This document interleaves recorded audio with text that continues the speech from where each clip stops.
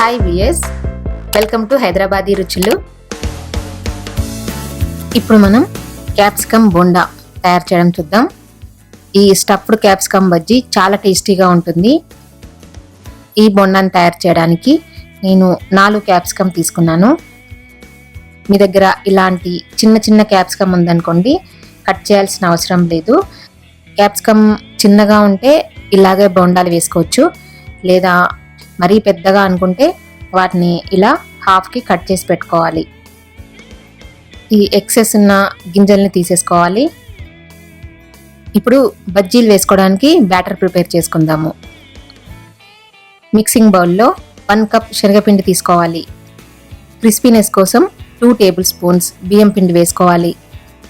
1 tea spoon లేదా టేస్ట్కి తగినంత సాల్ట్, 1 టీ స్పూన్ కారం పొడి, 1/2 టీ స్పూన్ పసుపు.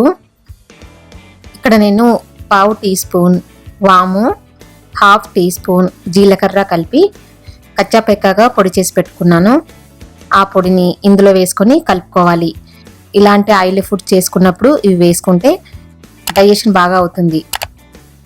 వీటన్నిటిని బాగా కలిసేటట్టుగా కలుపుకోవాలి.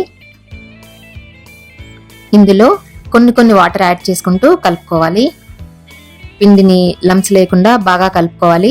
కొన్ని వాటర్ మాత్రమే యాడ్ చేసుకోవాలి, ఎందుకంటే బాగా పల్చగా ఉండకూడదు. అలా అని మరీ గట్టిగా కాకుండా ఈ పిండి క్యాప్సికమ్ ముక్కలకు పట్టేటట్టుగా ఉండాలి. బజ్జీలు వేసుకోవడానికి బ్యాటర్ ప్రిపేర్ అయిపోయింది కదా. ఇప్పుడు స్టఫింగ్ ప్రిపేర్ చేసుకుందాము. ఒక బౌల్లో చిన్న ముక్కలుగా కట్ చేసుకున్న ఉల్లిపాయలని వేసుకోవాలి. తర్వాత 2 to 3 టేబుల్ స్పూన్స్ క్యారెట్ తురుము వేసుకోవాలి, అంటే మనకు కావాల్సినంత వేసుకోవచ్చు. కొంచెం కొత్తిమీర వేసుకుందాము. చిటికెడు కానీ లేదా 1/2 టీ స్పూన్ సాల్ట్ వేసుకోవాలి. కొంచెం పెప్పర్ పౌడర్ వేసుకుందాము. తర్వాత 1 టీ స్పూన్ నిమ్మరసం పిండుకోవాలి. ఇలా పిండుకొని బాగా కలుపుకోవాలి.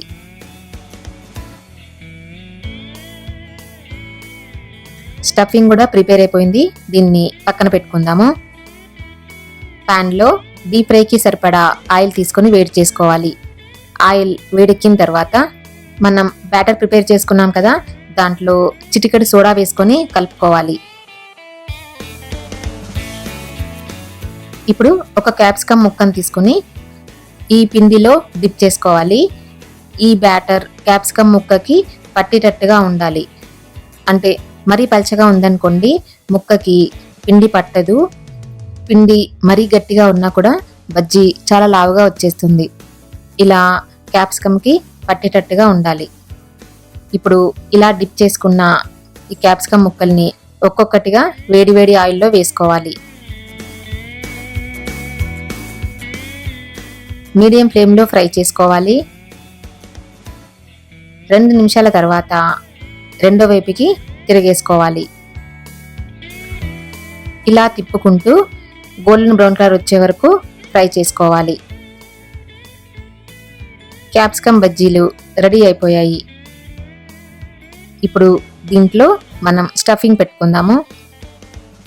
ఒక బజ్జీని తీసుకుని ఇలా మధ్యలో ఘాటు పెట్టుకోవాలి. అంటే మొత్తంగా కట్ చేయకుండా ఇలా మధ్యలో ఘాటులాగా పెట్టుకోవాలి. దాంట్లో మనం ఇందాక ప్రిపేర్ చేసుకున్నాం కదా స్టఫింగ్ని, ఉల్లిపాయలు, క్యారెట్, కొత్తిమీరతో ఆ స్టఫింగ్ని ఈ క్యాప్సికమ్ మధ్యలో ఫిల్ చేసుకోవాలి. ఇలా అన్నింటినీ ఫిల్ చేసుకుని వేడి బజ్జీలు సర్వ్ చేసుకోవాలి. అంతే, టేస్టీగా క్యాప్సికమ్ బోండా రెడీ అయిపోయింది. మీరు కూడా టేస్ట్ చేసి చెప్తారు కదా. మీకు ఈ వీడియో నచ్చినట్టయితే కింద లైక్ బటన్ కనిపిస్తుంది కదా, ప్రెస్ చేసి సబ్స్క్రైబ్ చేసి ఫ్రెండ్స్ అందరికీ షేర్ చేయండి. ఏవైనా సజెషన్స్ కానీ కొత్త రెసిపీస్కి ఐడియాస్ కానీ చెప్పాలనుకుంటే కింద కామెంట్ సెక్షన్లో కామెంట్ పెట్టండి. Thank you for watching this video.